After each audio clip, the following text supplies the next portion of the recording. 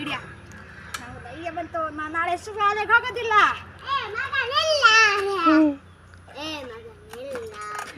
ಬಾಯ್ ಬಾಯ್. ನಾವು ಒಂಚೂರು ಆಟ ಆಡಕ್ಕೆ ಹೋಗ್ತಾ. ನಾನು ಹಿಂದೆ ಬರಬೇಡ.